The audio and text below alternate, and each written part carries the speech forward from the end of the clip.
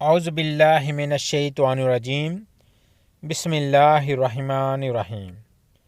السلام علیکم ورحمۃ اللہ وبرکاتہ۔ حکیم محمد الطاف مستند گورنمنٹ طبیہ کالج بہاولپور۔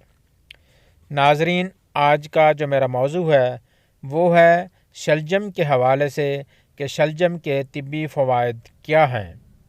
شلجم مشہور عام سبزی ہے۔ اس کا سالن پکا کر کھایا جاتا ہے۔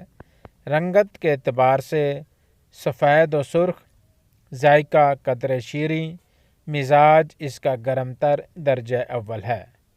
شلجم کا اچار بھی بنایا جاتا ہے۔ شلجم بھوک بڑھاتا ہے اور خشک کھانسی میں بے حد مفید ہے۔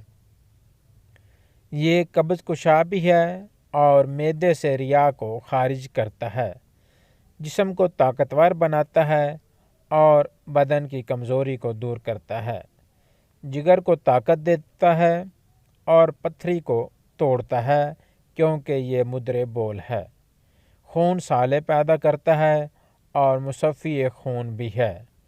جن لوگوں کی نگاہ کمزور ہو انہیں چاہیے کہ شلجم کا ضرور استعمال کریں۔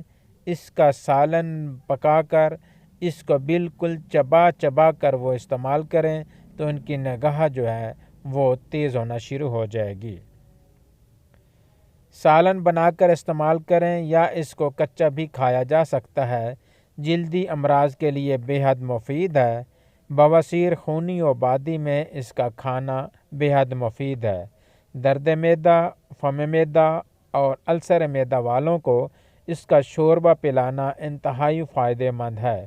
شلجم کھانے والوں کو کمر درد اور درد گردہ نہیں ہوتا۔ شلجم کے تخم کو حکم حضرات اپنی ادویات میں اس کو استعمال کرتے ہیں کیونکہ شلجم کے جو تخم ہیں وہ مقوی بہ ہیں اور حکم حضرات اس کو اپنی جو مقوی بہت معجونات ہوتی ہیں ان میں اس کا استعمال کرتے ہیں۔ اللہ حافظ۔